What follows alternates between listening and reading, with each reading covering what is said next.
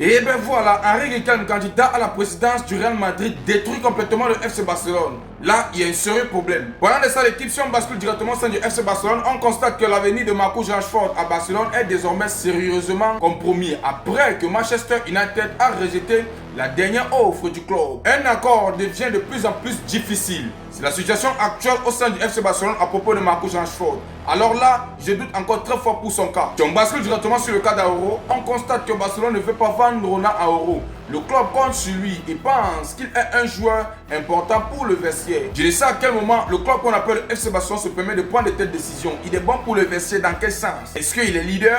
Est-ce qu'il peut ramener aux victoires? N'hésitez pas à mettre en commentaire ce que vous en pensez. Et si on bascule directement sur le cas du Mercato, on constate que Oriol Goren effectuera la pré-saison avec l'équipe première. Le milieu de terrain offensif de 15 ans est très apprécié au club et aussi par Hansi Flick. Alors l'équipe, vous connaissez très bien que le FC Barcelone prend toujours le privilège de faire monter les pépites de la Masia ou bien les plus petits. Alors très bonne chance, on espère vraiment que quand il sera à l'équipe première, il va prouver de quoi il est capable. Si on revient directement sur le cas de Christensen, on tient à nous faire savoir que malgré l'intérêt de clubs en Grèce, en Italie, en Angleterre, Christensen reste pleinement engagé à rester au Barça. Il attend que le club envoie le contrat de renouvellement qui prolongerait son séjour de 2 saisons supplémentaires avant de l'examiner avec son agent et organiser la signature. Et en interne, on constate également que Christensen bénéficie de la pleine confiance de Hansi Flick, qui apprécie son expérience et sa polyvalence. Le défenseur est déterminé à récompenser cette confiance en devenant un joueur important de l'équipe.